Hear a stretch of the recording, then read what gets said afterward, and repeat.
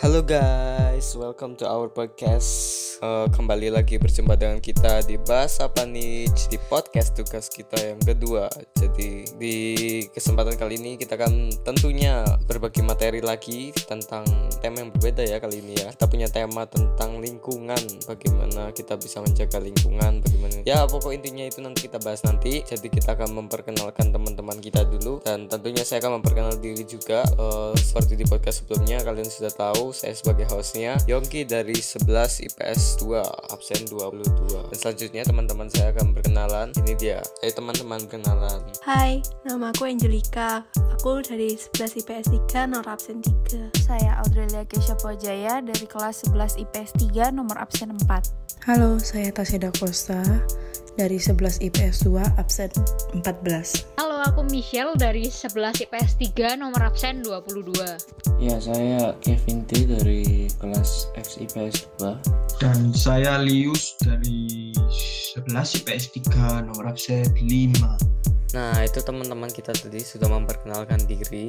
Dan sekarang untuk mempersingkat waktu, kita langsung saja ke dalam pembahasan.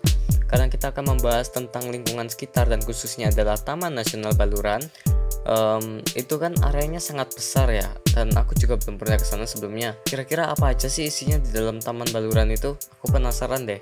Jadi di Taman Nasional Baluran ini berisi 511 jenis flora dan 69 fauna yang dilindungi, dan terbagi atas dua kawasan, yaitu kawasan Savana Bengkol dan kawasan Pantai Bama. Walah, terus Savana Bengkol sama Pantai Bama itu apa ya? Savana Bengkol adalah area yang berisi hewan-hewan darat dan berciri khas daerahnya gersang dan sering terjadi kebakaran hutan. Sedangkan Pantai Bama adalah area hewan biota laut. Oke, aku jadi tahu deh apa itu Savana Bengkol sama Pantai Bama. Ternyata itu nama tempat ya, aku baru tahu deh. Terus di Indonesia sendiri apakah punya sih keberagaman seperti itu? Kan katanya karena Indonesia itu punya banyak pulau, jadi apakah punya keberagaman tersebut? Ya, karena keberagaman tersebut didapat dari faktor geografi di Indonesia yang berisi pulau-pulau dan membuat keunikan masing-masing dari flora dan fauna di tiap daerah tersebut. Ngomong-ngomong tentang Taman Nasional Baluran yang beragam, apakah ada salah satu buah yang unik?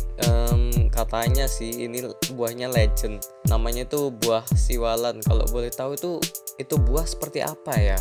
Buah ini itu sebenarnya memiliki rasa dan kesegaran yang bisa dibilang tinggi. Tapi sayangnya masih nggak banyak yang tahu, dan buah ini belum terkenal luas di masyarakat. Terus dengan keunikan tadi sama kelejenannya buah ini, apakah ada sih olahan-olahan yang membuat masyarakat itu menjadi tertarik untuk menikmati buah siwalan? Kalau menurutku sih buah ini bisa dijadikan sebagai salah satu campuran dari es campur yang notabene sudah disukai oleh berbagai kalangan masyarakat. Tapi untuk memulai usaha, kita juga harus memperhatikan SWOT-nya. Kalau boleh tahu SWOT itu apa ya? Bisa jelasin dong tolong.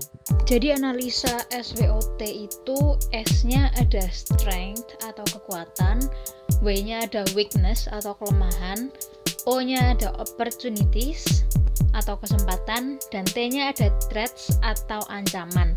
Jadi untuk bisa membangun usaha yang maksimal tuh kita harus mengerti analisa SWOT-nya dulu, seperti kekuatan dari produk yang akan kita buat usahanya itu apa, kelemahannya apa, kesempatannya apa, dan ancamannya itu apa.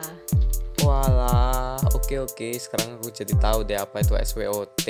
Terus sekarang buat teman-teman ini ya yang suka membahas politis atau yang suka pelajaran PKN atau sejarah, bisa dibilang sejarah, kita beralih ke pembahasan demokrasi dan nasionalisme. Karena saya mengetahui bahwa Lius ini cukup cerdas ya di bidang ini. Saya mau tanya sih, apa sih itu pengaruhnya memangnya sama lingkungan sekitar?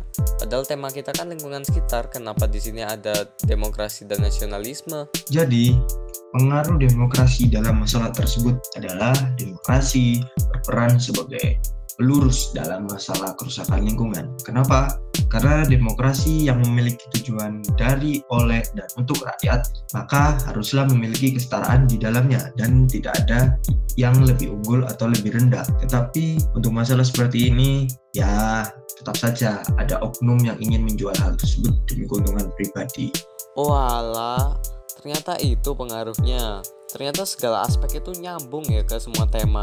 Terus ini juga ternyata ada dari segi kerohanian loh tentang lingkungan sekitar. Dan ini bagi teman-teman yang belum tahu ya tentang dari segi kerohanian, apa sih pengaruhnya dari kerohanian kita itu terhadap lingkungannya, terutama gereja ya. Apa sih pengaruh dari gereja terhadap lingkungan? Jadi, aku di sini mau jelaskan tentang pengaruh gereja terhadap lingkungan.